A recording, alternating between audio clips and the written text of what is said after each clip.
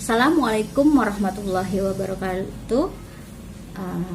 Rekan-rekan mahasiswa yang saya banggakan, dalam mata kuliah perpajakan 1 kali ini kita akan membahas tentang pajak penghasilan pasal 21.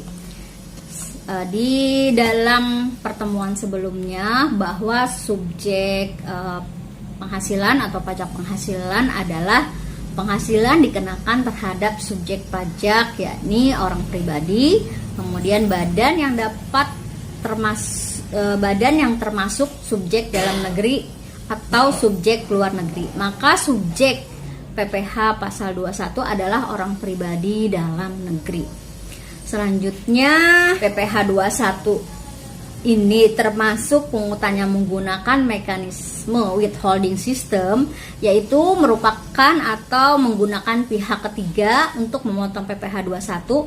Maka kita juga harus berkenalan dengan para pemotong PPh 21 yang diatur sesuai Undang-Undang Nomor 36 Tahun 2008 adalah sebagai berikut. Yang pertama, sebagai pemotong PPh 21 adalah para majikan atau pemberi kerja. Nah, pemberi kerja ini dapat berupa orang pribadi maupun badan. Mereka harus memotong PPh 21 dari penghasilan atas pekerjaan, jasa, dan kegiatan yang diberikan kepada pegawai, bukan pegawai, juga pengurus. Apa sajakah penghasilan yang didapatkan pegawai maupun bukan pegawai dari para majikannya? Nah, penghasilan ini dapat berupa dari gaji, upah, tunjangan, honor, fee, bonus, THR, dan lain-lainnya. Nah, bukan pegawai ini, yang dimaksud dengan bukan pegawai ini adalah orang pribadi yang menerima penghasilan tidak mempunyai ikatan kerja tetap, misalnya penghasilan artis berupa honor dari pemberi kerja. Selanjutnya, sebagai pemotong PPh 21 adalah bendahara pemerintah atau sekarang disebutnya instansi pemerintah. Mereka harus memotong PPh 21 dari pegawai negeri maupun bukan pegawai negeri yang mendapatkan penghasilan dari negara sehubungan dengan pekerjaan, jasa maupun kegiatan yang dilakukan. Selanjutnya, yang sebagai pemotong PPh 21 adalah dana pensiun ataupun badan lainnya yang membayar uang pensiun, maka harus memotong PPh 21 atas uang pensiun yang diberikan kepada para nasabahnya. Selanjutnya adalah badan yang membayar imbalan jasa tenaga ahli, orang pribadi yang melakukan pekerjaan bebas. Siapakah yang dimaksud dengan orang pribadi yang melakukan pekerjaan bebas? Nah, mereka ini seperti dokter, konsultan, notaris, pengacara, dan lainnya yang bertindak atas namanya sendiri untuk atau tidak untuk persekutuannya. Selanjutnya, yang memotong PPh 21 adalah penyelenggara kegiatan. Mereka harus memotong PPh 21 terhadap penerima hadiah ataupun penghargaan yang diterima oleh wajib pajak orang pribadi dalam negeri atas kegiatan yang sudah dilakukan. Contohnya kegiatan perlombaan dari maraton, jenis tenis meja, dan kegiatan lainnya untuk perlombaan atau kegiatan olahraga. Selanjutnya ada pula pemberi kerja tetapi tidak wajib melakukan pemotongan PPh 21 terhadap pegawainya. Nah, mereka ini adalah yang termasuk ke dalam bukan subjek PPh atau pajak penghasilan. Yang ini kantor perwakilan negara asing, organisasi internasional, kemudian organisasi internasional yang termasuk dalam perjanjian internasional yang mengecualikan kewajiban pemotongan pajak dan telah ditetapkan oleh Menteri Keuangan. Selanjutnya yaitu pemberi kerja orang pribadi yang tidak melakukan kegiatan usaha atau pekerjaan bebas yang mempekerjakan orang pribadi untuk melakukan pekerjaan rumah tangga. Secara umum berkaitan dengan subjek PPh 21 adalah orang pribadi dalam negeri. Nah, dapat didetail lagi sebagai berikut. Yang pertama yaitu pegawai, kemudian bukan pegawai meliputi tenaga ahli yang melakukan pekerjaan bebas, kemudian bukan pegawai seperti artis, pemusik, penari, MC, seniman lainnya. Selanjutnya ada atlet atau olahragawan, ada juga pengajar, moderator, penceramah, ada pengarang, peneliti, penerjemah. Selanjutnya pemberi kerja dalam segala bidang termasuk teknik, komputer dan sistem aplikasi, telekomunikasi, elektronika, fotografi, ekonomi dan sosial, serta pemberi jasa kepada suatu kepanitiaan. Selanjutnya ada agen iklan, pengawas atau pengelola proyek, kemudian pembawa pesan atau yang menemukan langganan atau menjadi perantara. Selanjutnya ada petugas penjajah barang dagangan, petugas dinas luar asuransi, dan distributor perusahaan multi level marketing atau direct selling dan kegiatan sejenis lainnya. Selanjutnya yang sebagai subjek PPh 21 adalah mantan pegawai. Kemudian ada penerima uang pesangon, pensiun atau uang manfaat pensiun, tunjangan hari tua atau jaminan hari tua termasuk ahli warisnya. Selanjutnya ada anggota Dewan Komisaris serta Dewan Pengawas yang tidak merangkap sebagai pegawai tetap. Selanjutnya yaitu ya sebagai subjek penerima penghasilan yang dikenakan PPh 21 adalah peserta kegiatan. Nah, misal kegiatannya adalah perlombaan olahraga, seni, ketangkasan, ilmu pengetahuan, teknologi, dan lain-lain.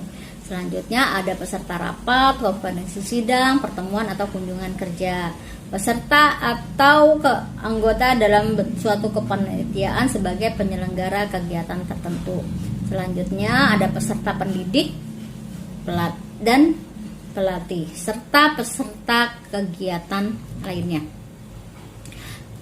Sedangkan yang tidak termasuk subjek pajak penghasilan, artinya penghasilannya tidak dipotong PPh pasal 21, yaitu duta besar dan konsultan atau pejabat lain dari negara luar, dan pegawai-pegawai yang diperbantukan kepada mereka yang bekerja dan bertempat tinggal bersama mereka, dengan syarat tidak berkewarganegaraan Indonesia dan di Indonesia tidak menerima atau memperoleh pendapatan lain di luar jabatan dan pekerjaan tersebut, serta negara yang bersangkutan memberikan perlakuan timbal balik. Kemudian ada pejabat perwakilan organisasi internasional yang diatur oleh Peraturan Menteri Keuangan dengan syarat tidak berkewarganegaraan Indonesia dan tidak menjalankan usaha atau melakukan kegiatan pekerjaan lain untuk memperoleh pendapatan dari Indonesia.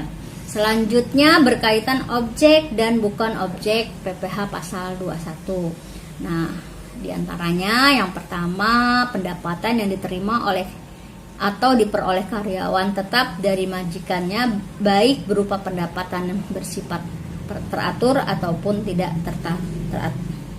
teratur. Selanjutnya yang menjadi objek PPh 21 adalah pendapatan berupa penarikan dana pensiun oleh peserta program pensiun yang masih berstatus sebagai karyawan dari dana perusahaan yang pendiriannya telah disahkan oleh Menteri Keuangan. Yang ketiga, pendapatan karyawan tidak tetap atau karyawan lepas berupa upah harian, upah mingguan, upah satuan, upah borongan atau upah yang dibayarkan secara bulanan. Selanjutnya, penghasilan jasa tenaga ahli orang pribadi bukan karyawan yang melakukan pekerjaan bebas, misalnya fee, komisi, dan lain-lain. Yang kelima, pendapatan berupa honorarium atau imbalan yang bersifat tidak teratur yang diterima atau diperoleh anggota Dewan Pengawas yang tidak merangkap sebagai karyawan tetap pada perusahaan yang sama. Selanjutnya yang menjadi objek PPh 21 adalah pendapatan karyawan berupa jasa produksi, tantim, gratifikasi, bonus atau imbalan lain yang bersifat tidak teratur. Selanjutnya ada penghasilan berupa uang pensiun para nasabah dana pensiun yang dibayarkan secara rutin. Selanjutnya ada penghasilan berupa uang pesangon, uang manfaat, tunjangan hari tua atau jaminan hari tua yang dibayarkan sekaligus dan yang pembayarannya melewati jangka waktu 2 tahun sejak karyawan tersebut berhenti bekerja.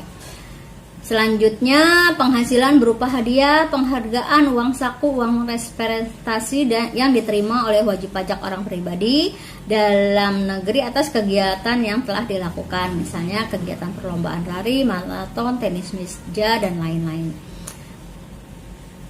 Kemudian ada objek PPh 21, ada juga penghasilan yang dikecualikan dari pengenaan PPh pasal 21. Yakni yang pertama pembayaran manfaat asuransi kesehatan, asuransi kecelakaan, asuransi jiwa, asuransi dwiguna, dan asuransi pihak siswa. Selanjutnya yang bukan objek PPh 21 adalah penerima dalam bentuk natura atau kenikmatan dalam bentuk apapun yang diberikan oleh wajib pajak atau pemerintah, kecuali diberikan oleh wajib pajak final atau wajib pajak dengan perhitungan khusus atau demit profit. Selanjutnya yang bukan objek PPh pasal 21 adalah iuran pensiun kepada dana pensiun yang pendiriannya telah disahkan oleh Menteri Keuangan, iuran tunjangan hari tua, iuran jaminan hari tua. Selanjutnya yang bukan objek PPh 21 adalah zakat yang diterima oleh orang pribadi yang berhak dari badan atau lembaga amil zakat yang dibentuk atau disahkan oleh pemerintah atau sumbangan keagamaan yang sifatnya wajib bagi pemeluk agama yang diakui di Indonesia yang diterima oleh orang pribadi yang berhak dari lembaga keagamaan yang dibentuk atau disahkan oleh pemerintah sepanjang tidak ada hubungan dengan usaha pekerjaan, kepemilikan atau penguasaan di antara pihak-pihak yang bersangkutan. Selanjutnya ada beasiswa, tetapi sesuai dengan peraturan perundang-undangan yang berlaku, yaitu Per 16 PJ 2016. Selanjutnya bagaimana sih perhitungan PPh 21 untuk karyawan tetap? Nah, perhitungan PPh 21 karyawan tetap berlaku bagi perhitungan PPh 21 penerima pensiun berkala, dibagi menjadi 2. Yang pertama, perhitungan PPh pasal 21 setiap masa atau bulan selain masa Desember atau masa pajak di mana pegawai tetap berhenti bekerja. Ada perhitungan PPh 21 untuk masa Desember atau masa pajak di mana pegawai tetap berhenti bekerja sebagai dasar untuk mengisi Form 1721 A1 atau A2, di mana nanti kalau kita pada akhir tahun kita akan mendapat sebagai karyawan tetap itu akan menerima formulir 1721A untuk nanti kita laporkan pada SPT tahunan pribadi. Sedangkan yang didapat dari menghitung selisih antara PPh terutang atau seluruh penghasilan kena pajak selama setahun dengan PPh yang telah dipotong masa-masa sebelumnya. Form 1721A1 ini diperuntukkan bagi pegawai swasta dan pensiun, sedangkan Form 1721A2 diperuntukkan bagi pegawai negeri seperti TNI, Polri, dan atau pensiun lainnya. Bagaimana sih perhitungan PPh 21-nya? Nah, perhitungan PPh 21 bagi karyawan tetap secara umum dapat digambarkan sebagai berikut. Nah, pertama yaitu gaji, kemudian ini ada tunjangan-tunjangan, di mana tunjangan-tunjangan ini ada misalnya tunjangan uang makan, uang transport, ada tunjangan asuransi kesehatan. Ini akan menjadi penambah penghasilan. Selanjutnya gaji ditambah tunjangan merupakan penghasilan bruto sebulan. Kemudian ada yang namanya pengurang. Nah, pengurang ini diantaranya yaitu biaya jabatan yaitu 5% dikali penghasilan bruto. Kemudian nanti ada pengurang yang namanya biaya pensiun yang memang kita bayar sendiri. Nah, selanjutnya penghasilan neto sebulan adalah penghasilan bruto sebulan dikurang pengurang. Setelah itu kita setahunkan. Penghasilan neto setahun adalah penghasilan neto sebulan dikali 12 atau sesuai masa perolehan penghasilan. Kemudian dikurangi dengan PTKP atau penghasilan tidak kena pajak. Nah, setelah itu penghasilan neto setahun dikurang PTKP, maka didapat penghasilan kena pajak. Nah, penghasilan kena pajak ini dihitung berdasarkan tarif progresif, yaitu PPh terutang sama dengan tarif progresif dikali penghasilan kena pajak. Nah, melihat dari gambaran perhitungan PPh 21 untuk karyawan tetap di atas, maka harus dipelajari terlebih dahulu, diantaranya yaitu penghasilan bruto sebulan adalah sejumlah seluruh penghasilan yang diterima oleh karyawan tetap, termasuk tunjangan jika ada, premi kecelakaan, premi iuran kesehatan misalnya bisa sebagai penghasilan bruto. Nah, penghasilan neto sebulan adalah penghasilan bruto sebulan dikurangi dengan biaya jabatan, biaya pensiun, iuran jaminan hari tua, dan iuran tunjangan hari tua yang dibayarkan sendiri oleh pegawai melalui pemberi kerja kepada dana pensiun yang pendiriannya telah disahkan oleh Menteri Keuangan atau kepada BPJS Ketenagakerjaan. Nah, untuk biaya jabatan tarifnya adalah 5% dikali dengan jumlah penghasilan bruto, tetapi tidak boleh melebihi dari 500.000 sebulan atau 6 juta setahun. Nah, penghasilan neto setahun didapat dari mengalikan penghasilan neto sebulan dengan 12 bulan. Namun jika masa perolehan penghasilannya bukan dari bulan Januari, maka penghasilan neto sebulan dikalikan dengan banyaknya bulan sejak karyawan yang bersangkutan mulai bekerja sampai dengan Desember. Contohnya misalnya dia kerja mulai bulan Oktober, jadi disetahunkan dari Oktober, November, Desember, berarti penghasilan setahun itu dikali 3 dikali penghasilan neto sebulan. Besarnya PTKP kemudian dikurangi dengan PTKP. Nah, merupakan kependekan atau dari penghasilan tidak kena pajak. Nah, PTKP ditetapkan oleh pemerintah dan tiap kali pengalaman perubahan untuk menyesuaikan kondisi perekonomian yang ada. Untuk saat ini berdasarkan besarnya PTKP per tahun yang berlaku sekarang menurut Per 16 PJ 2016 adalah sebagai berikut: 54 juta untuk wajib pajak pribadi, 4.500.000 untuk tambahan wajib pajak kawin, kemudian 4.500.000 tambahan untuk setiap anggota keluarga sedarah dan keluarga sebenda dalam garis keturunan lurus serta anak angkat yang menjadi tanggungan sepenuhnya paling banyak 3 orang untuk setiap keluarga. Nah, tanggungan di sini artinya wajib pajak itu hanya bisa menanggung garis sedarah. Di antaranya bisa sebagai penanggung ibu, ayah, kakak kandung, atau adik kandung atau anak. Jadi tapi untuk tanggungan maksimal 3.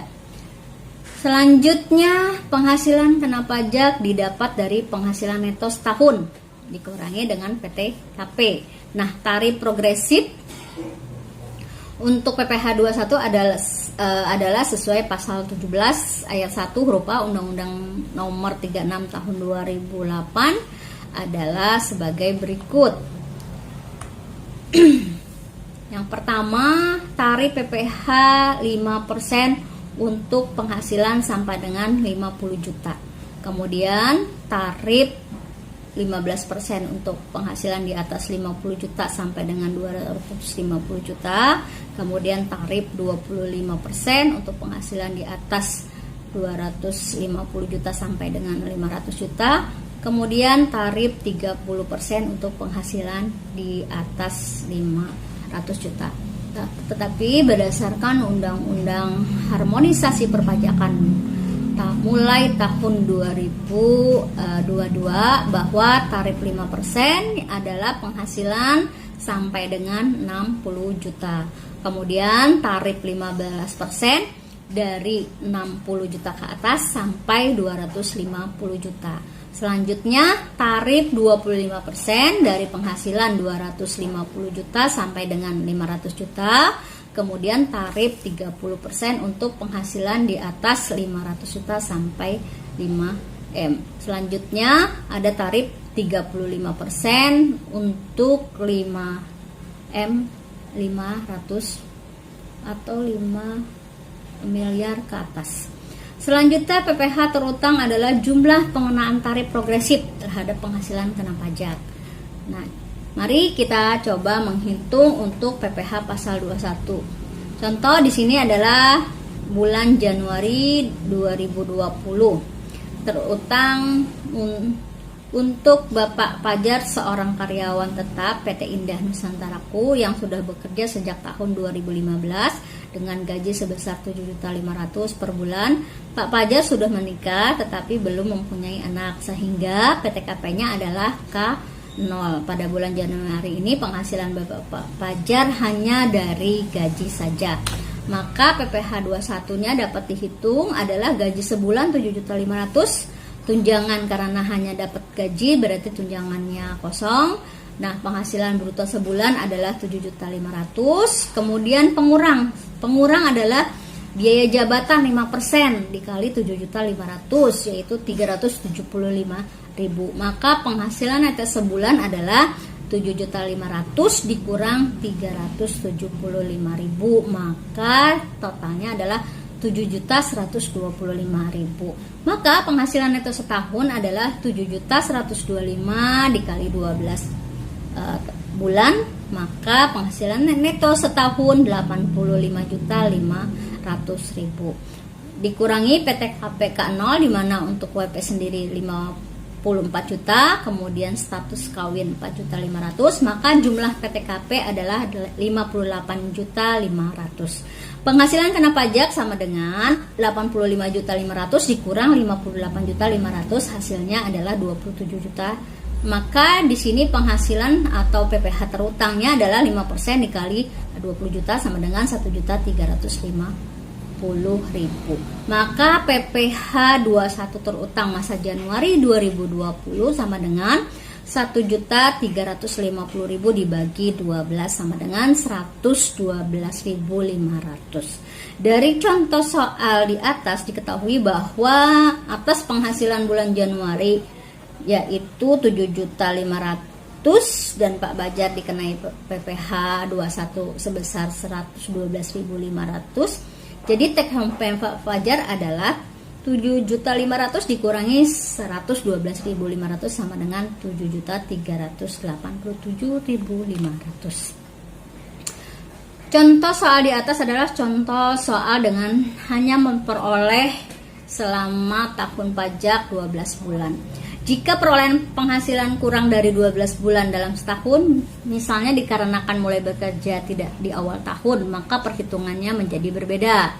Contoh, Pak Krisnandar bekerja pada PT Siangmun sebagai pegawai tetap sejak 1 September 2019. Pak Krisnandar menikah tetapi belum mempunyai anak. Gaji sebulan adalah 8 juta. Hitunglah berapa PPh 21 yang harus dipotong dari penghasilan Pak Krisnandar masa September 2019. Dalam hal penghasilan Pak Krisnandar untuk masa September hanya dari gaji saja. Maka perhitungannya adalah gaji sebulan 8 juta, tunjangan tidak ada, penghasilan bruto sebulan 8 juta. Kemudian pengurang biaya jabatan 5% dikali 8 juta sama dengan 400. Maka penghasilan neto sebulan adalah 8 juta dikurang 400, jadi 7.600.000. Penghasilan neto setahun karena dia bekerja dari September, Oktober, November, Desember, maka dikali 4, 7.600.000 dikali 4 sama dengan 30.400.000. Kemudian dikurangin PTKP tahun 2019, WP sendiri 54 juta, jumlah status kawin 4.500.000, maka jumlah PTKP adalah 58.500.000. Maka penghasilan kena pajak adalah 30.400.000 dikurang 58.500.000, maka hasilnya min yaitu 28.100.000. Karena penghasilan kena pajaknya di bawah PTKP, maka Pak Krisnandar tidak terhutang PPh 21. Nah, PPh 21 terhutang masa September 2019 sama dengan kosong.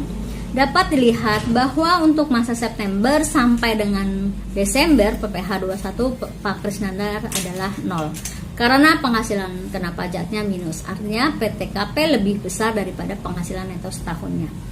Untuk PPh pasal 21 ini, jika wajib pajak tidak mempunyai NPWP, maka dikenakan tarif 20%, lebih tinggi dari yang mempunyai NPWP. Jika untuk contoh soal sebelumnya, jika pajak tidak mempunyai NPWP, maka PPh 21-nya menjadi 112.500 dikali 120% sama dengan 135.000. Demikianlah untuk pertemuan mengenai perhitungan PPh 21 karyawan tetap. Semoga bermanfaat. Mohon maaf atas segala kekurangan. Sampai jumpa. Wassalamualaikum warahmatullahi wabarakatuh.